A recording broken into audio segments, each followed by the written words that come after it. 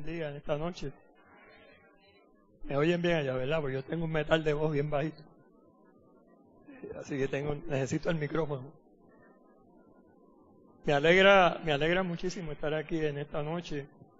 Le comentaba cuando llegué a un hermano, ¿verdad? Que me trae tantas memorias, tantos recuerdos de estar aquí en esta iglesia. Cuando no era este templo, cuando era la capilla de madera. Y yo nací y me formé en la iglesia de Espinosa, como Ernesto dijo. Soy de aquí del barrio. Yo vi a Ernesto padre pichar ahí muchas veces, ahí en el parque, ¿verdad? Así que yo soy de aquí del barrio. Y la iglesia de Espinosa, en aquel momento se tomó el atrevimiento de enviarme aquí a ser asistente de la hermana Juana Santana, la reverenda Juana Santana. Yo tenía a la sazón 21 años, así que lo que tenía era mucho deseo de hacer las cosas, pero mucha ignorancia, ¿verdad? Pero aún así, vinimos aquí, ¿verdad? Y cuando entré por ahí, empecé a recordar gente, ¿verdad? Como Norberto Nieves, Justina, Don Ángel, a toda esa gente, muchos nombres más. Algunos ya se me olvidan porque ya han pasado algunos añitos. Pero esos recuerdos, ¿verdad? Y de Juana, que tuvo también el atrevimiento en ocasiones de ponerme a darle clase a gente que me doblaban, casi me triplicaban la edad. Y yo, pues, más atrevido que ella, me paró al frente y hacía lo que podía.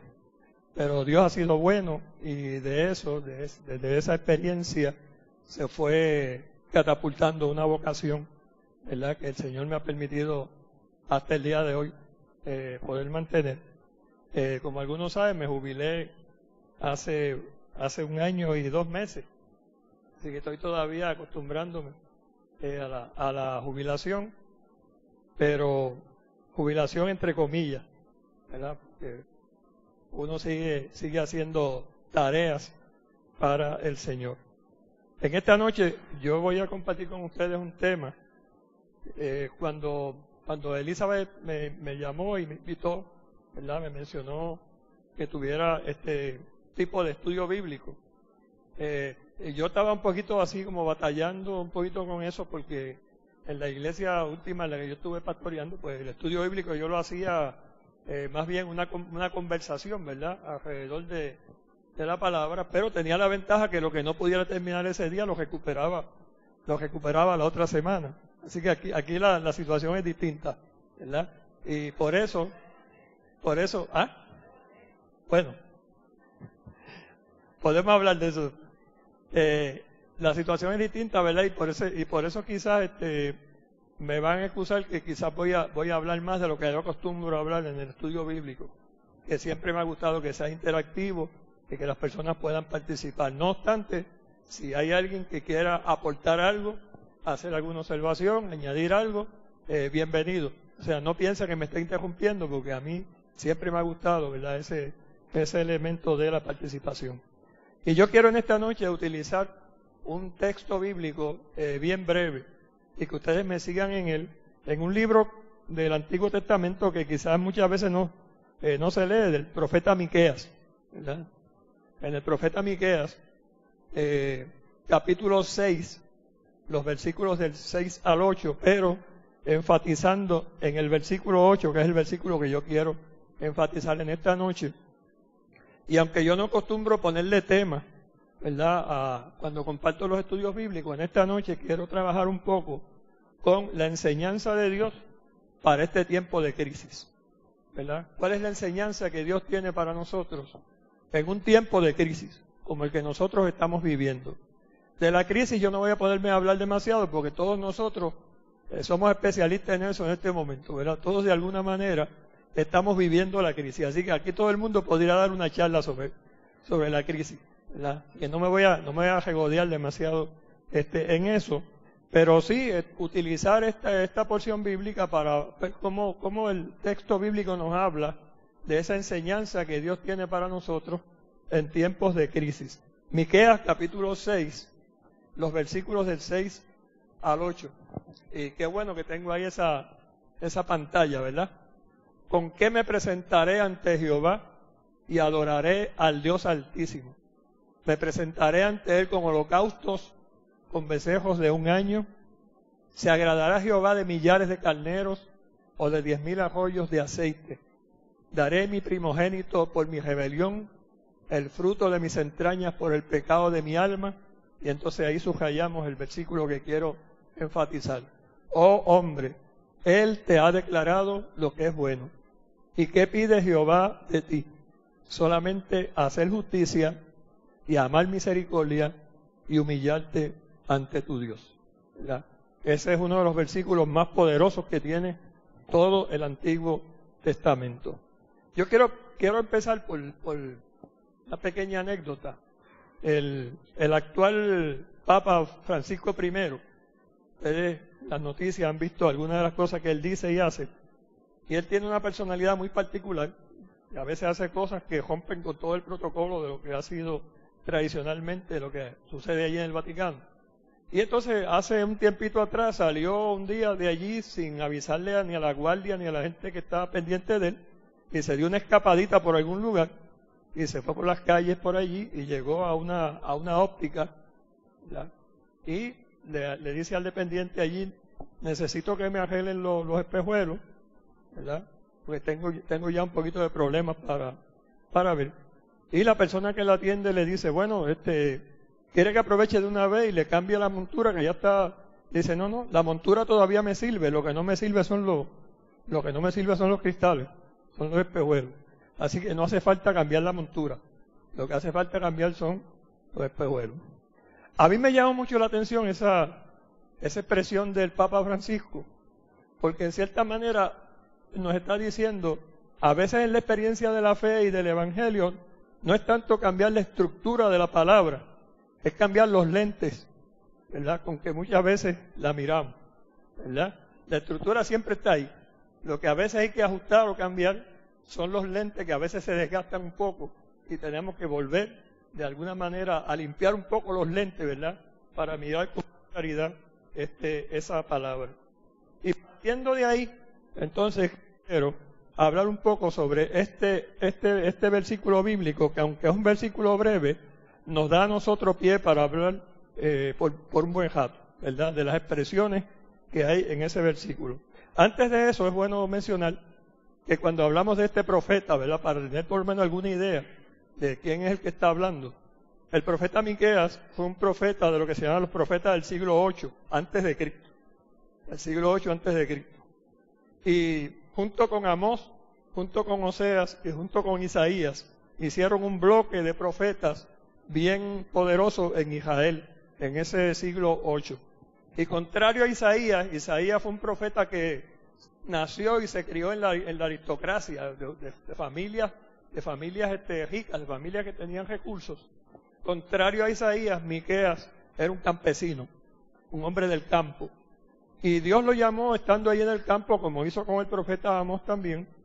Y en medio de esa experiencia de este hombre, haber vivido en carne propia lo que habían sido las injusticias, los desmanes que habían cometido muchos de los dueños de las tierras, ver en carne viva lo que era la pobreza que se había vivido. Este hombre sale de esa experiencia y va a Jerusalén, y en Jerusalén comienza, comisionado por Dios, a hablar y a denunciar muchas de las cosas que él pensaba que era el pecado que se estaba cometiendo en aquel tiempo, ¿verdad? En Jerusalén estaban pasando cosas terribles. Los sacerdotes, los religiosos, todo el mundo haciendo las cosas que no debían hacer, ¿verdad? Y todo un marco de injusticia que se estaba dando en medio de aquella situación. Y este profeta, Miqueas, comisionado por Dios, abre su boca y comienza a hablar de todo eso, de todas esas expresiones que estaban sucediendo allí. En estos pasajes que leímos, hay una pregunta que él hace, ¿verdad? ¿Con qué yo me presentaré delante de Dios? Y comienza a mencionar aquellas cosas que en aquel tiempo eran lo que mucha gente en aquellas sociedades hacían cuando ofrecían sacrificios pues llevaban carneros y los sacrificaban, llevaban aceite, llevaban frutos de la tierra e inclusive sacrificaban a su hijo primogénito, ¿verdad? Una costumbre bárbara, pero que muchos de aquellos pueblos la practicaban. Y el profeta Jeremías, el profeta Miqueas, hace esa pregunta no ingenuamente, sino que hace la pregunta para que los que están escuchando, ¿verdad?, allí sepan que Israel no puede tomar las mismas costumbres que tenían otros pueblos. Que Israel no puede ir delante de Dios como iban otros pueblos, pensando que a Dios se le podía apaciguar, ¿verdad?, llevándole aceites y llevándole carneros e inclusive sacrificando al primogénito. Y el profeta lo que está diciendo, ninguna de esas cosas van a agradar a Dios, ¿verdad? ¿Qué es lo que va a agradar a Dios? Bueno, oh hombre, Él te ha declarado lo que es bueno, Dios te ha dicho lo que es bueno. Entonces vamos a ver qué es lo bueno que Dios le ha declarado a ese pueblo. Bueno, en cierta manera, cuando dice Él te ha declarado lo que es bueno, la visión se sostiene en lo que es la enseñanza de Dios, que a su vez es una revelación. Dios lo que le está dando es una revelación o un principio y le está diciendo, esto que yo te digo y esto que yo te revelo es lo que es bueno, lo que en cierta manera va a ser de salud y va a ser de beneficio y de bendición para la vida del pueblo. Y entonces, ¿qué es lo que es bueno? Cuando uno empieza a preguntarse, Dios te ha declarado lo que es bueno. Entonces tenemos que empezar a hacer un poquito de preguntas al texto. ¿Qué es lo bueno? Él te ha declarado lo que es bueno, pero no lo detalla ahí. No te detalla ahí qué es lo bueno en un sentido, ¿verdad? Un poquito más adelante que entre en eso. Bueno, pues lo bueno en cierta manera es lo que de alguna manera conjuga la mente, la conciencia, la voluntad, el espíritu, para uno sostener principios que sean principios de convivencia armoniosa. Cuando uno ve en el Antiguo Testamento que se habla del shalom, ¿verdad? Que mucha gente interpreta que el shalom es solamente un saludo, ¿verdad? Pero el shalom es mucho más que eso. El shalom no es un saludo solamente. El shalom lo que significa es cuando un israelita le declaraba a otro el shalom, lo que le estaba diciendo es yo espero o aspiro, deseo que en tu vida se dé la misma armonía que Dios da a la vida humana, la misma armonía que Dios tiene en la creación.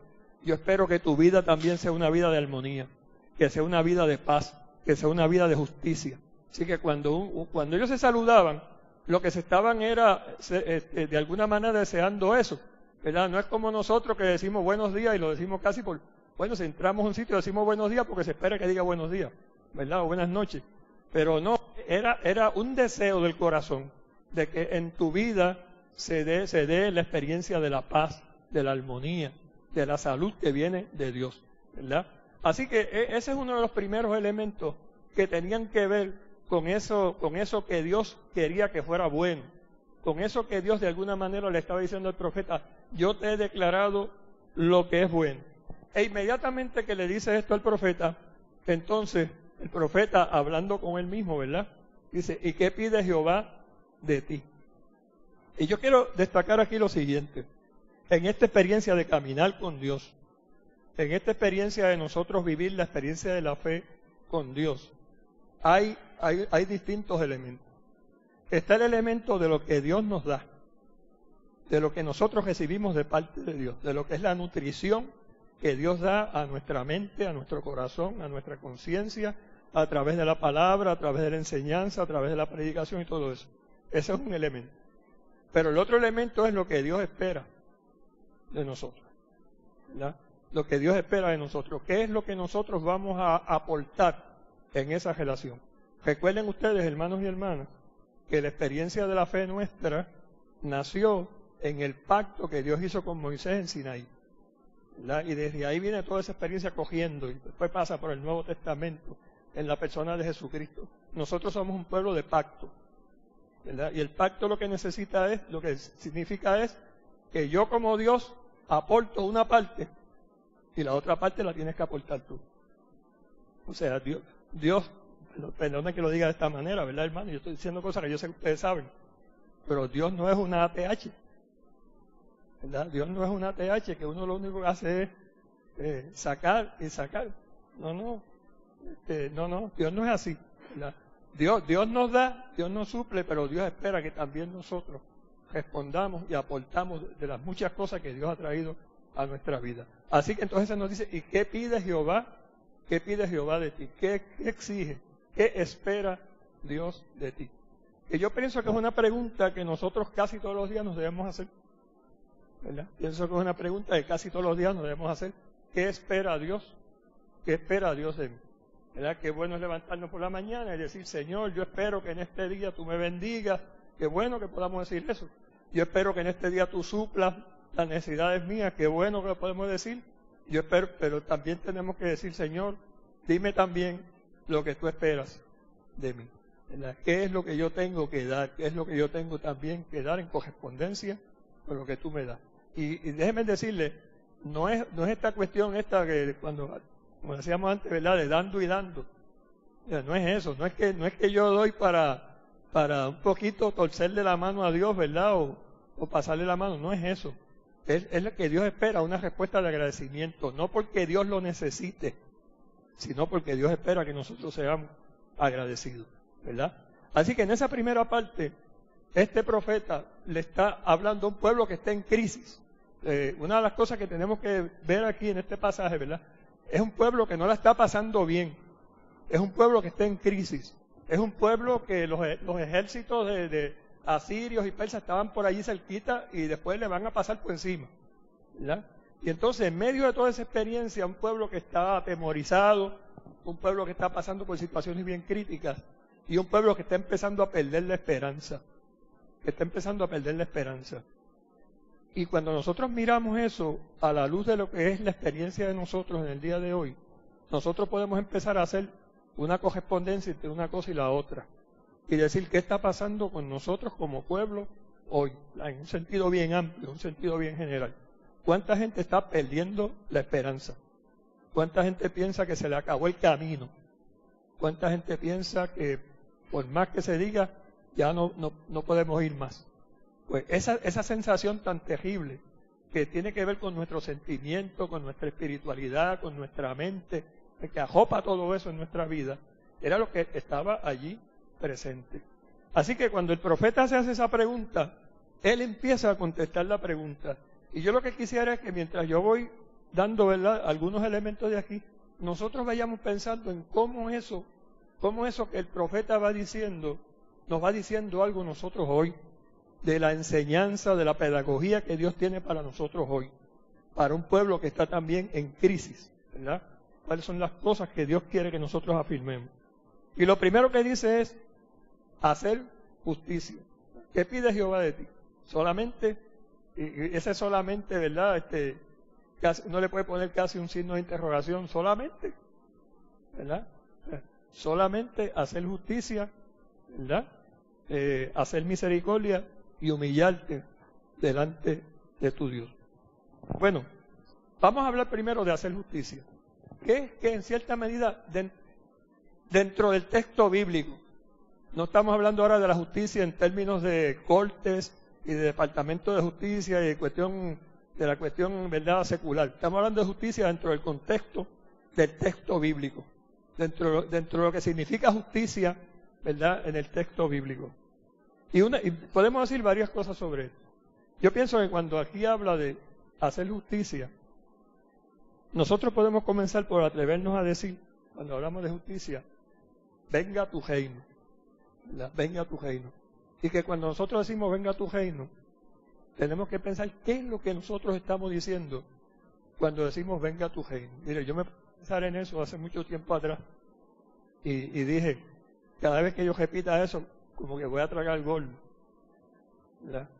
Porque venga a tu reino lo que significa en cierta manera es, Señor, que venga a tu reino para que los reinos que yo me he construido, mis reinos personales, los reinos que yo me he construido como persona, los reinos que yo he construido para mi familia, tú vengas y pases como un bulldozer y arrases a todos los reinos y que sea el reino tuyo el que prevalezca, que sea el reino tuyo. ¿Cuántas veces lo hemos dicho de esa forma? ¿Verdad? Que venga tu reino. Y entonces yo dije, bueno, A veces nosotros estamos diciendo cosas atrevidas, ¿verdad? A veces estamos afirmando cosas atrevidas. Que venga tu reino. Y que venga tu reino, ¿para qué? Para hacer justicia, ¿verdad? Para hacer justicia con nosotros y para hacer justicia con los otros, ¿verdad? Que el reino tuyo se establezca y que el reino tuyo haga la justicia que es del reino, no la justicia que es nuestra, ¿verdad? Así que ese es un elemento que tenemos que tomar en cuenta, ¿verdad? Ese venga tu reino. En segundo lugar, ¿cómo nosotros podemos hacer, cómo nosotros hacemos una traducción de la experiencia que tuvo Jesús en Lucas 4, cuando se menciona que Jesús fue a la aldea de Nazaret y estando en la aldea de Nazaret abrió el libro del profeta Isaías en el capítulo 61 del profeta Isaías y comenzó a leer: el Espíritu del Señor está sobre mí porque me ha ungido, ¿verdad? Y me ha ungido ¿para qué? Para dar buenas nuevas a los pobres, y por ahí comienza a hacer, déjeme leerlo como lo dice para no.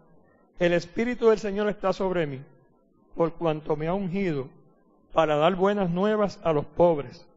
Me ha enviado a sanar a los quebrantados de corazón, a pregonar libertad a los cautivos y vista a los ciegos, a poner en libertad a los oprimidos y a predicar el año agradable del Señor.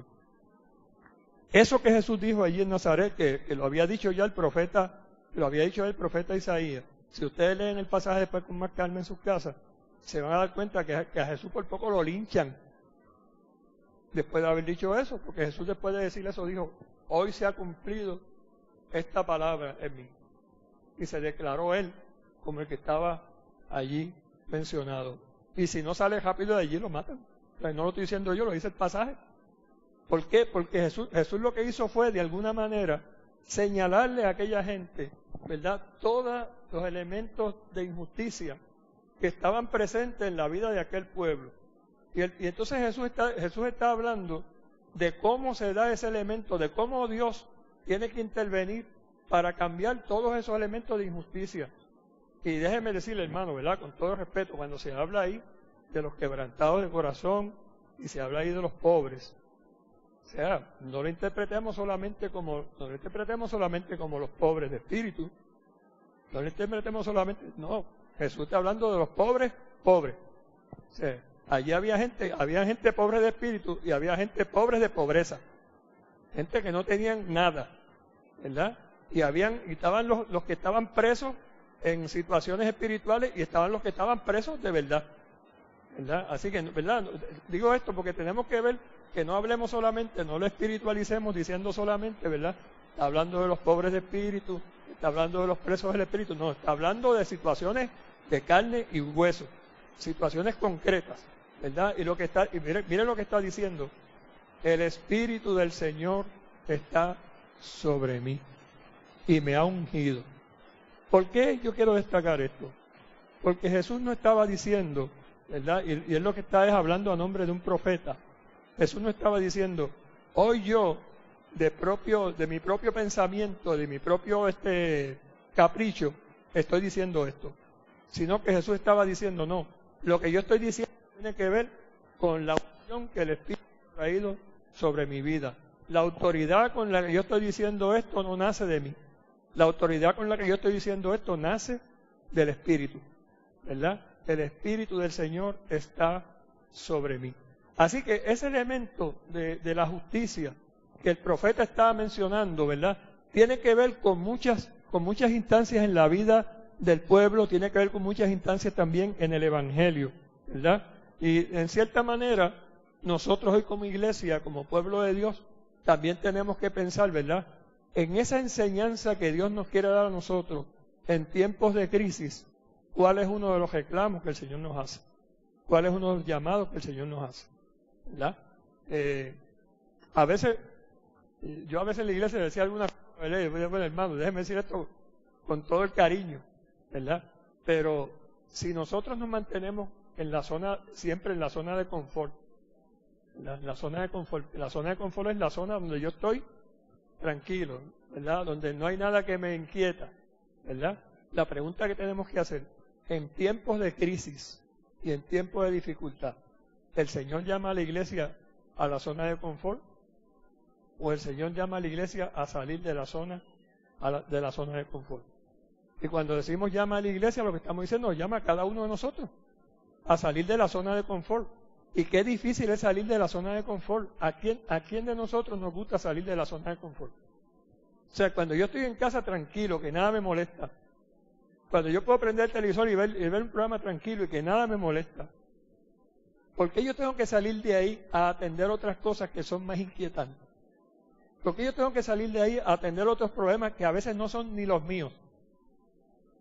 Pero cuando nosotros vamos a la palabra y cuando vamos a eso que el profeta nos está diciendo, entonces nos damos cuenta que una de las cosas que el Señor nos dice a nosotros como iglesia, como pueblo de Dios, en tiempos de crisis, ¿verdad? Es, Él te ha declarado lo que es bueno, ¿verdad? Y qué bueno, solo podemos celebrar qué bueno que Dios nos ha declarado que es bueno, pero detrás de eso viene la pregunta, ¿y qué pide? ¿Y qué pide Jehová de ti? ¿Qué pide Dios a cada uno de nosotros? Así que en primer lugar está este elemento de justicia. Así que el primer desafío que nosotros tenemos como una iglesia, ¿verdad?, que tiene que tener visión en tiempos de crisis, es que de alguna manera la visión de la iglesia para el futuro inmediato la invita a replantearse hoy, a replantearnos cada uno de nosotros el tema de los pobres, el tema de la cultura de la violencia. O sea, cómo nosotros nos planteamos eso hoy, ¿verdad? Miren, para un ejemplo, con esto de la violencia. En Estados Unidos hay de 270 a 310 millones de armas de fuego en circulación. ¿Vieron eso? De 270 a 310 armas de fuego en circulación para una población de 318 millones de personas. Eso es casi un arma de fuego por cada persona, incluyendo jóvenes y niños y casi recién nacidos, ¿verdad? Una cultura de la violencia, ¿verdad? Para estos tiempos, y ustedes saben todas las cosas que están sucediendo en Estados Unidos, toda esa discusión que hay sobre las armas de fuego, ¿verdad? Porque una cultura de la violencia en un sentido, ¿verdad?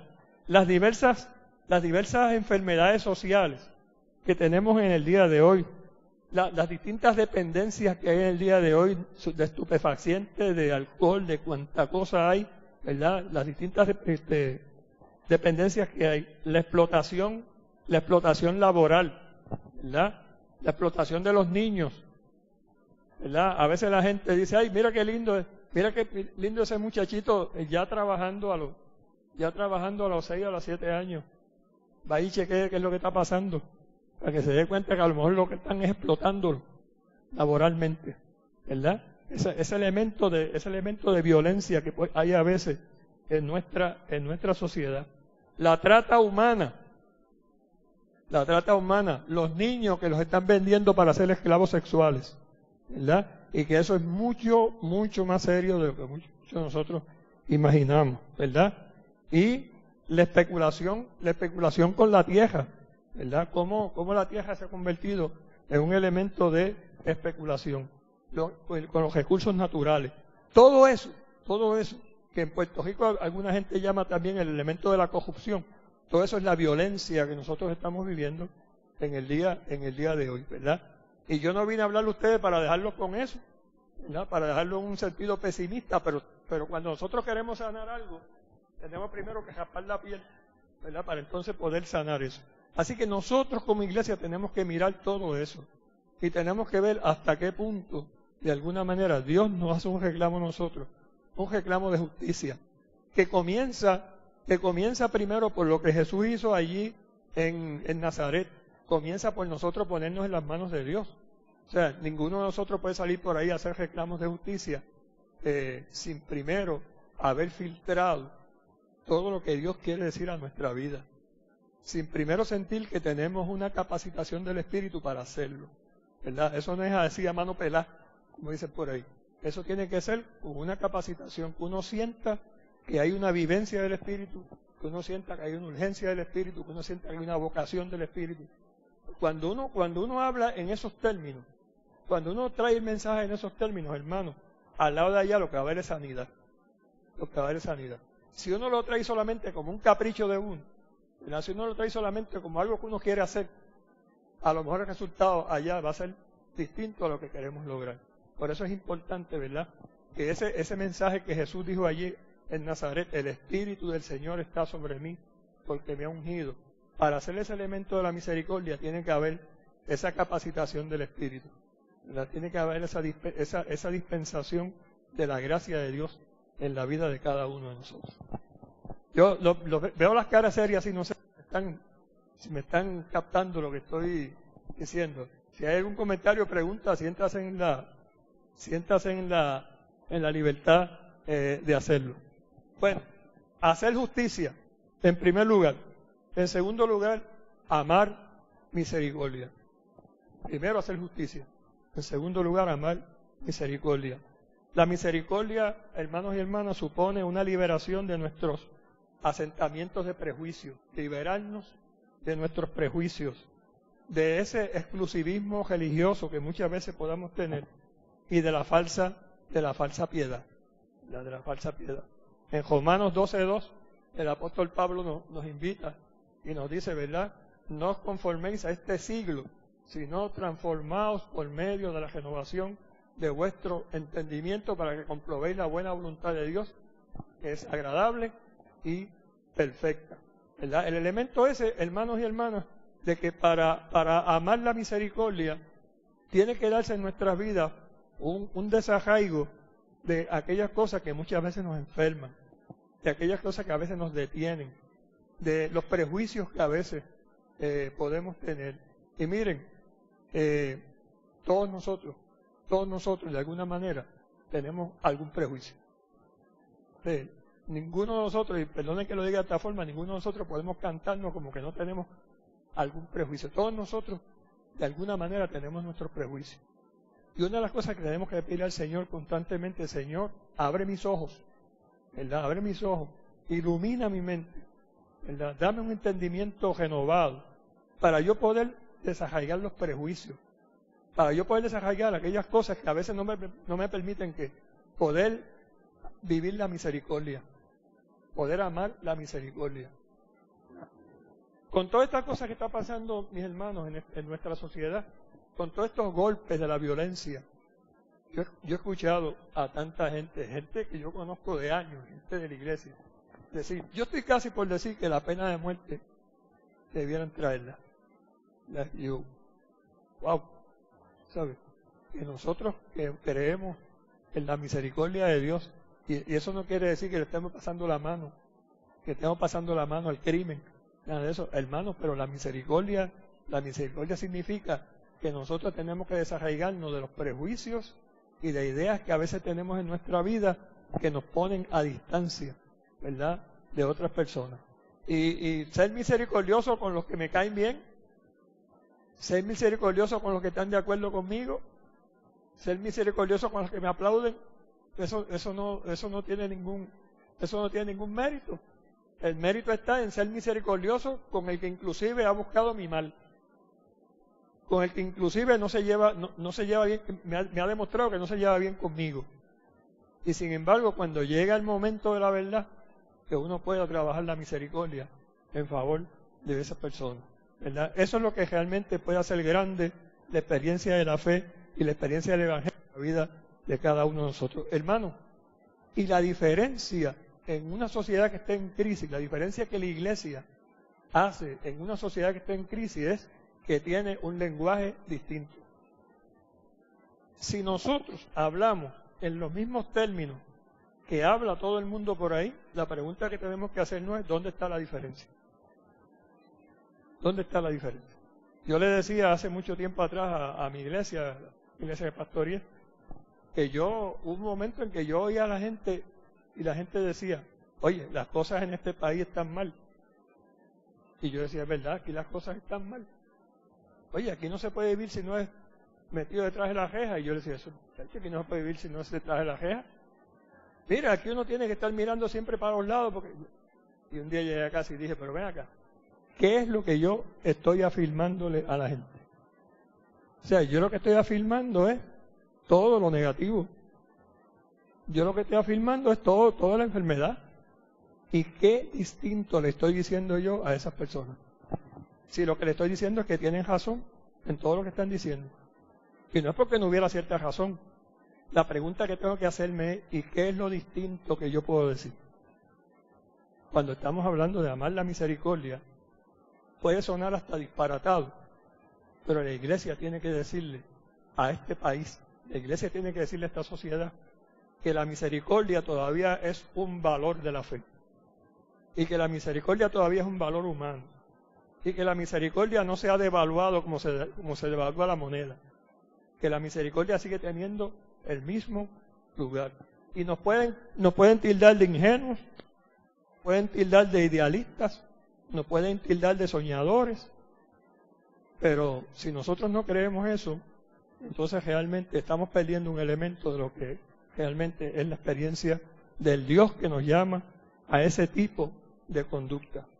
Implica, mis hermanos, de alguna manera también hacer como un nuevo éxodo, una salida, para de alguna manera nosotros salir del legalismo religioso y las actitudes que a veces pueden haber de supremacía. Y me explico, porque estoy usando quizá alguna palabra de domingo ahí, ¿verdad? Esa actitud de supremacía. Ustedes recuerdan el pasaje de Jesús y la mujer sirofenicia. Aquella mujer llega donde Jesús y le dice, mira, yo tengo una hija que está en esta situación. Y Jesús le dice, bueno, pues no puedo hacer nada porque, ¿verdad? Lo que yo estoy haciendo es para las ovejas de la casa de Israel, ¿verdad? Y entonces suena raro que Jesús inicialmente como que la deja de lado y le dice, no, eso no es para los extranjeros. Pero Jesús lo está haciendo con una intención. Jesús le está hablando de una idea de supremacía. Nosotros somos los que somos.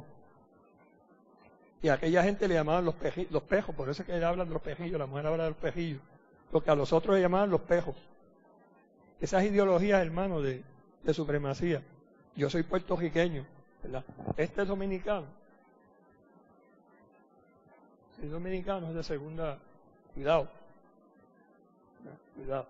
Es haitiano. Cuidado. No nos olvidemos que también a nosotros nos pasaron por ahí en muchas ocasiones cuando los primeros agentes llegaron a trabajar en Estados Unidos, ¿verdad? Que nos hizo de todos esos colores, ¿verdad? Y de todas esas mentalidades. Pero a veces se nos olvida, Ernesto. A veces se nos olvida, ¿verdad? Y yo estoy hablando, ¿verdad? Con franqueza, pero con mucho respeto, ¿verdad? A veces se nos olvida esa cuestión de supremacía. Y Jesús le dice eso a la mujer. Pero la mujer insistió, ¿verdad? Y la mujer insistió y le dijo, sí, pero, ¿verdad? No está dado darle a la comida que está en la mesa, ¿verdad? A los pejos, ¿verdad?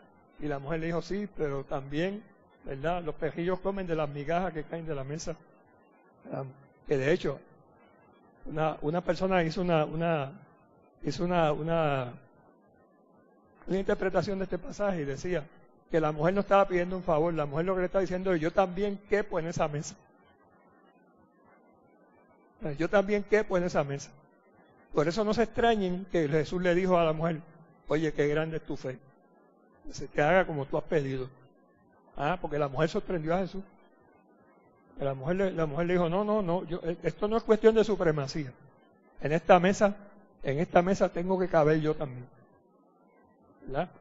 Sí, Ernesto.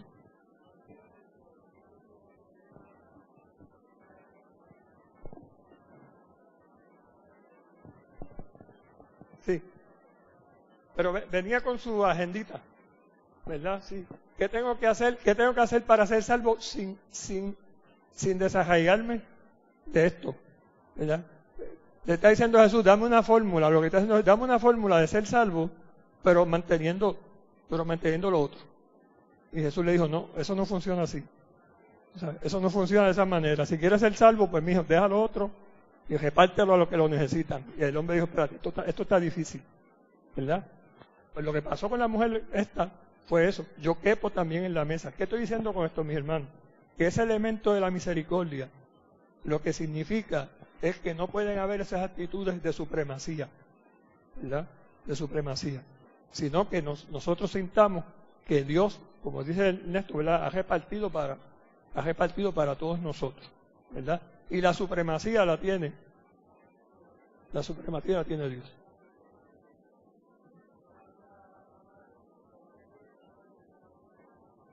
Porque eso explica, Ernesto, de alguna manera, qué está pasando con nosotros como sociedad.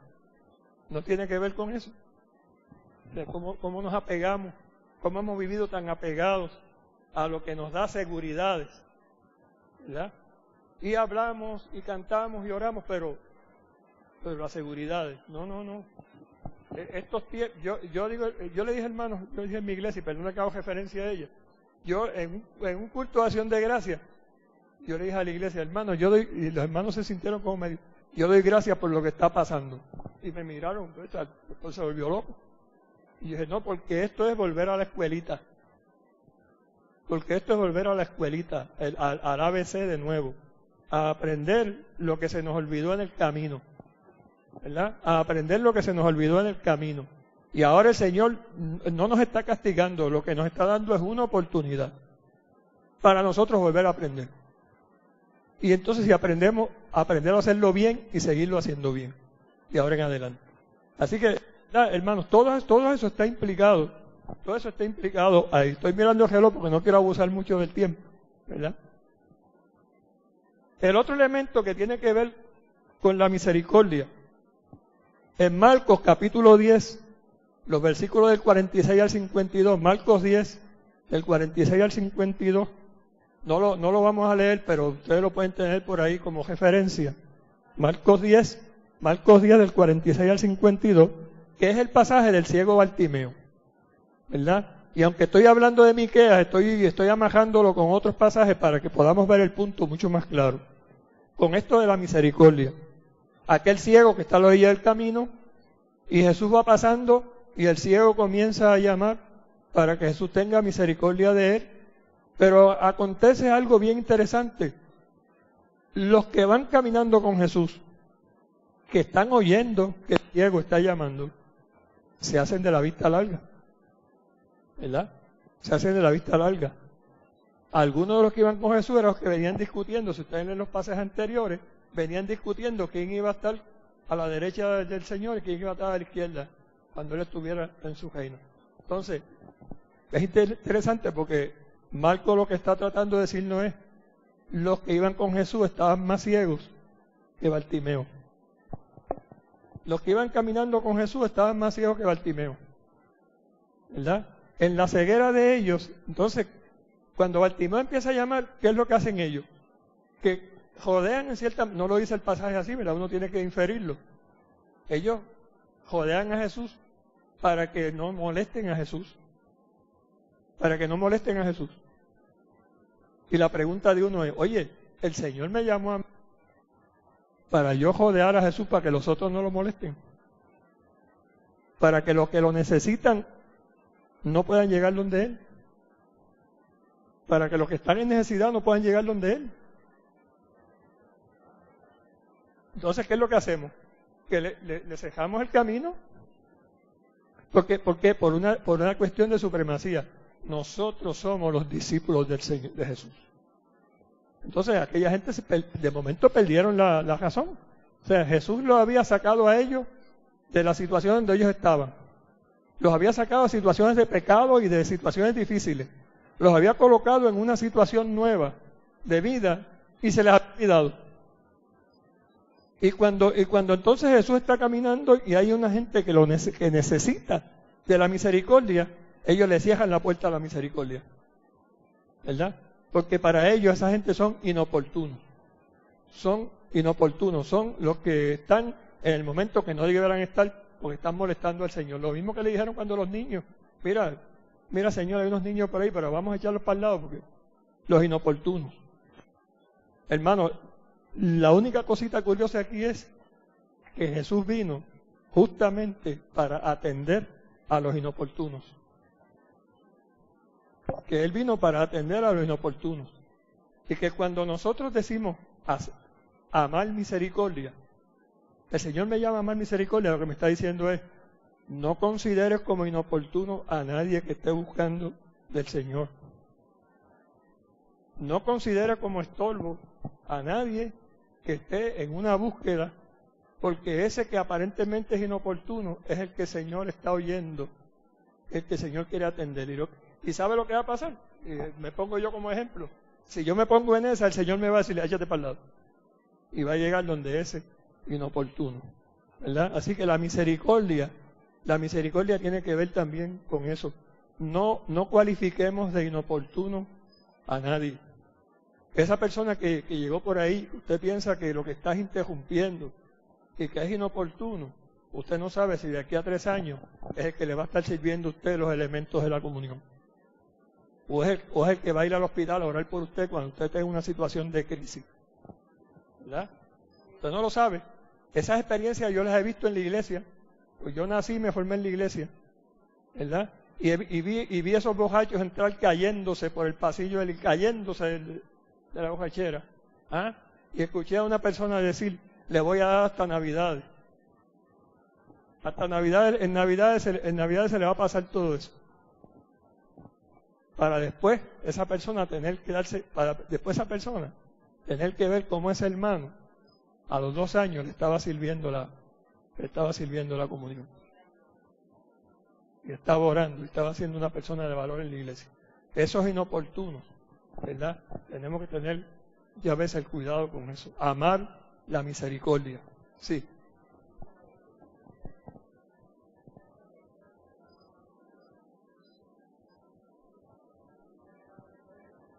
Sí, exacto. Ernesto está haciendo teología ahí conmigo. La medicina es para el enfermo, no es para el que está. Es tan sencillo como eso, Ernesto, ¿verdad? A veces las cosas sencillas son las primeras que tachamos. ¿Verdad? Las cosas más sencillas. Bueno, vamos a la última, para no cogerles demasiado tiempo a ustedes, ¿verdad? Y en segundo lugar, déjenme mencionar aquí algo de los inoportunos, para que tengamos una idea, ¿verdad? Y ustedes le pueden añadir a la lista, ¿verdad? Pero hacer misericordia para toda esa gente que muchas veces pensamos que son los inoportunos. ¿Quiénes son los inoportunos? Los desplazados por los conflictos y las guerras civiles. ¿Cuánta gente hay desplazado por conflictos y guerras? Ustedes oyen las noticias. Esa gente que están cruzando la frontera y que algunos países le cierran y dicen, no, aquí no los queremos recibir. Que se vayan a otro país después de haber caminado millas y millas. ¿Sabes? Pues esa gente son, en cierta manera, los inoportunos. Los indocumentados. Los que no tienen papeles. ¿Verdad? Qué lindo que en Estados Unidos y en otros países hay iglesias que su ministerio es con los indocumentados. En Estados Unidos hay iglesias que su ministerio es con los indocumentados. Y cruzando la frontera en California, de México allá, y ellos atienden a esa gente y le sirven a esa gente. Y hay pastores que su pastoral es dirigida a ese núcleo, ¿verdad? Esa gente que son aparentemente los inoportunos, pero son gente que también necesitan de Dios. Las víctimas del racismo, del prejuicio religioso, los que esperan por justicia, ¿verdad? Los excluidos del bienestar social, los familiares de los desaparecidos en muchos países, toda esa gente necesita que la iglesia haga gestos de misericordia frente a ellos, ¿verdad? Y finalmente, humillarte delante de tu Dios. Humillarte delante de tu Dios. Que cuando nosotros leemos eso, un entendimiento maduro de la fe, eso no significa rebajarse, no significa avergonzarse, humillarse no significa eso delante de Dios. Significa que nosotros le demos un real valor a lo que es la humildad en nuestra vida, como una manera de entender y de asumir la voluntad y los propósitos de Dios, que recibamos esa voluntad y propósitos de Dios de buena manera en nuestra vida, sabiendo que nosotros somos frágiles, que somos inconsistentes, que tenemos los pies debajo, como decía alguien, tenemos los pies debajo, que nosotros siempre seremos frágiles.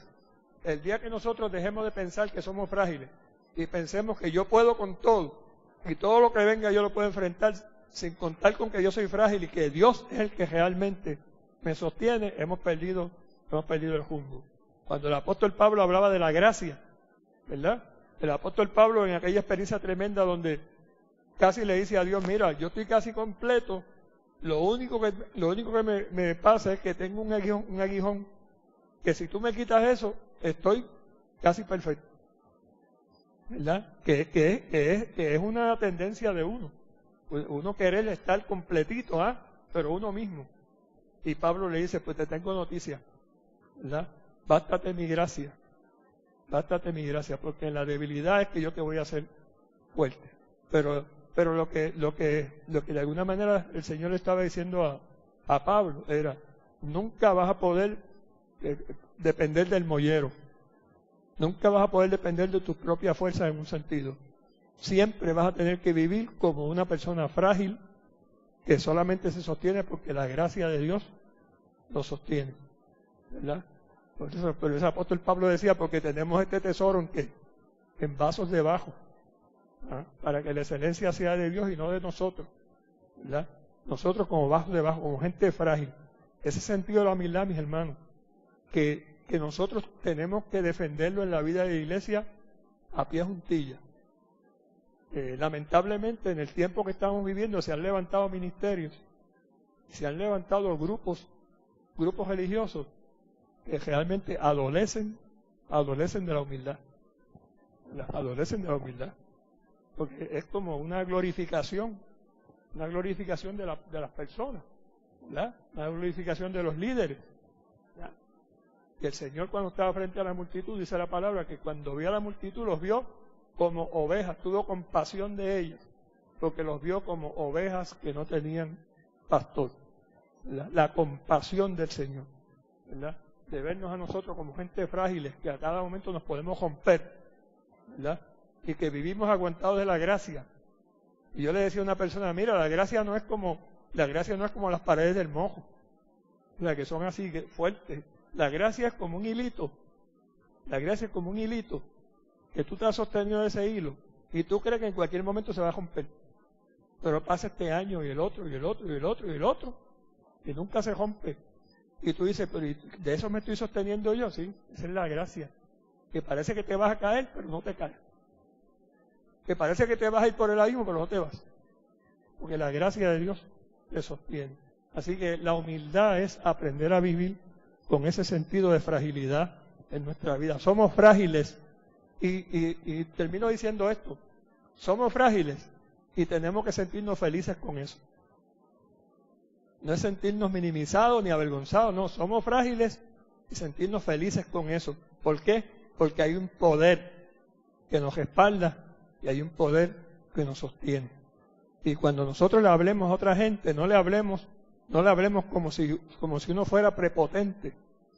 Hablemosle a la gente diciéndole, te estoy hablando de la experiencia de una persona frágil que ha conocido la manifestación del poder de Dios en su vida. Y desde ahí te estoy hablando. Y desde ahí te estoy diciendo que Dios puede hacer cosas en tu vida.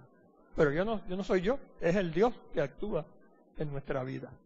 Así que, hermano, ¿verdad? Así.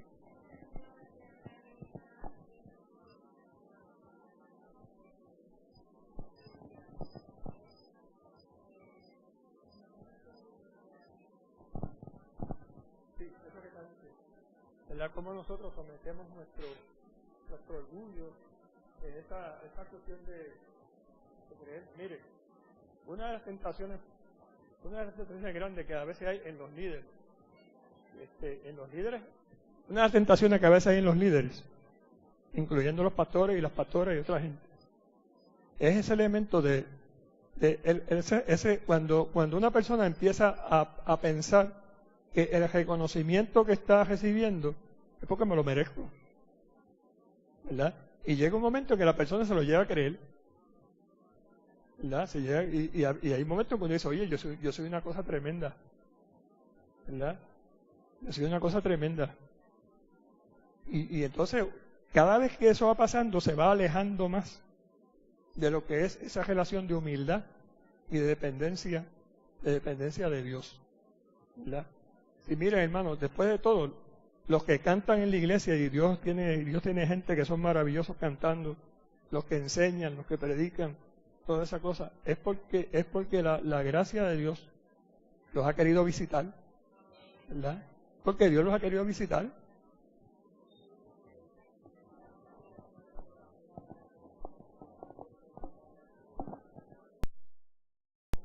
Perdóname, Néstor, yo me he quedado medio sordo. No. No, Néstor dice que él no cree en la pena de muerte, y yo tampoco. No, porque es cuando vivimos con esa cosa de que nosotros somos los regentes, ¿verdad? Nosotros somos los que ordenamos y hacemos, y nos olvidamos de que esto le pertenece, a Dios. Y lo que tú mencionabas, ¿verdad? Ese elemento de desarraigarnos de ese tipo de orgullo. Si después de todo, los problemas que Jesús tuvo en su ministerio fue con aquella gente soberbia, aquellos religiosos soberbios, que tuvieron la pretensión hasta de decir dónde Dios podía estar y dónde Dios no podía estar. ¿Sabe? Ellos legislaron para decir dónde Dios podía estar y dónde no estar, y dónde la gente podía ir y dónde no podían ir, que esas son las pretensiones más grandes que podían haber. Y por eso fue que Jesús le tuvo que empezar con las bienaventuranzas. Bienaventurados los pobres, y Jesús lo que le está diciendo, bienaventurados todos los que estos religiosos sacaron del templo, pues ustedes son bienaventurados. Bienaventurados los que eliminaron de las listas, ustedes son bienaventurados. Bienaventurados los que no caben en otro sitio, ustedes son bienaventurados. Lo que hizo fue voltear eso, porque aquella gente había convertido en un legalismo, ¿verdad? Lo que es la gracia de Dios nunca se puede convertir en una ley. La gracia de Dios nunca se puede convertir en un sistema. La gracia de Dios es un don, es una visita que Dios hace constantemente a nuestra vida. Hay unos días que la experimentamos con más fuerza, hay unos días que la experimentamos menos. Hay días que, como yo le decía a un amigo, hay días que uno está pegado desde allá de la nube. Y hay otros días que uno siente que está dando con las rodillas en el piso. Pero sea pegado de la nube o sea con las rodillas en el piso, la gracia de Dios está con nosotros y nos sostiene. Y una iglesia que predica desde ahí, de esa fragilidad, vuelvo y digo, la fragilidad no es estar minimizado o estar apagado, ¿no? La fragilidad es que yo soy un vaso frágil, pero la gracia de Dios hace dependencia. Yo termino con esto, de lo que Pablo dijo, yo no tengo otra forma de decirlo, lo que Pablo dijo, tenemos este tesoro en vasos de barro. O sea, Dios ha sido tan especial que se ha cogido con nosotros el riesgo de poner su tesoro en nosotros que somos vasos de barro. Si todos los días uno se levantara pensando en eso, hermano, la autoestima de uno estuviera siempre saludable. Porque uno diría, qué cosa más tremenda que siendo yo frágil y teniendo yo los vasos de barro, Dios cuenta conmigo.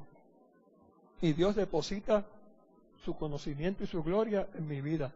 Lo que puede depositar, porque imagínense, no puede un chin de eso, ¿verdad? Y con eso nos da para toda la vida, ¿verdad? Así que celebremos eso, hermano, ¿verdad? Él te ha declarado lo que es bueno, ¿verdad?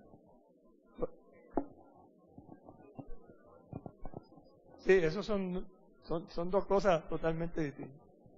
Bueno, terminamos con esa misma, ¿verdad? Él te ha declarado lo que es bueno.